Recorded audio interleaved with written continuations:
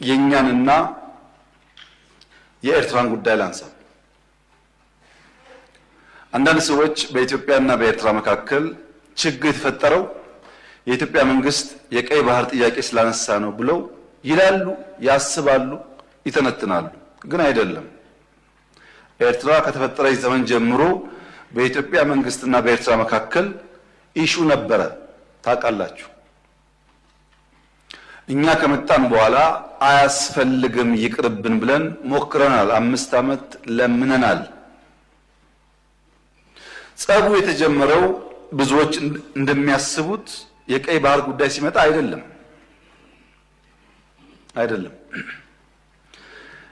በትግራይ ውጊያ ሲጀመር የመጀመሪያው ዙር ውጊያ ሽሬ ካስለቀቅን በኋላ የኤርትራ ጦር ከኋላ ተከትሎ ሽሬ ገብቶ የአንዳንድ ሰዎችን ግለሰቦች ቤት ማፍረስ፣ ፎቅ ማፍረስ ሲጀምር ጸብ ተጀምሯል። አልተናገርንም እንጂ አክሱም ይዘን ስናልፍ አክሱም ገብቶ ወጣቶች በጅምላ ሲረሽን ጸብ ተፋፍሟል። አድዋን ይዘን ስናልፍ አድዋ ሄዶ ፋብሪካዎች ሲፈታታ ሲሰርቅ ጸብ ተጋግሏል። አዲግራት ደርሰን የመድኃኒት ፋብሪካውን የሚነቀለውን ነቅለው የማይነቀለውን ሲያፈራርሱ ጸቡ ጫፍ ደርሷል።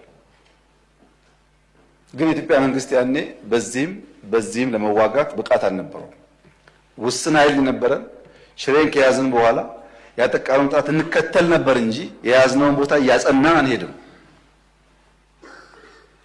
ይህ ጉዳይ የተከበረው ምክር ቤት ለዛሬ ዋጋ የለውም። ለታሪክ ማንሳት የምንፈልገው ጉዳይ አክሱም ወጣቶች ሲገደሉ፣ አድዋ ሲዘረፍ፣ አዲግራት ሲዘረፍ በርካታ ኢንቮይ ወደ ኤርትራ ልክ ያለው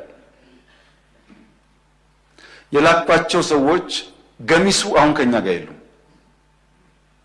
ለምሳሌ ክቡር አቶ ገዱ ያኔ የውጭ ጉዳይ ሚኒስተር ነበሩ።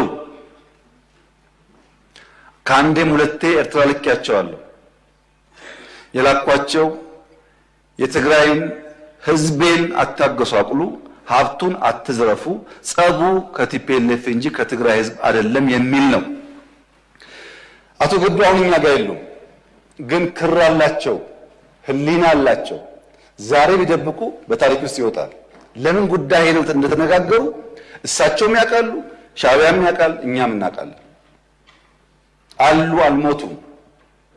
እሳቸው አክሰስ ይደረጋሉ፣ ሊናገሩ ይችላሉ። ለክራቸው ሲሉ፣ ለእምነታቸው ሲሉ ማለት ነው። ለምን ጉዳይ እንደሄዱ በእሳቸው መፈታት ሲያቅተው አቶ ደመቀ ልክ ያለው አቶ ደመቀ አሁን እኛ ጋር የሉም። በህይወት ስላሉ ለእምነታቸው ለሌላቸው ሊጠየቁ ይችላሉ። ለምን ጉዳይ እንደሄዱ ያውቃሉ። ከነሱም ውጭ አሁን ሲስተም ውስጥ ያሉ 2-3 ሰዎች ልክ ያሉ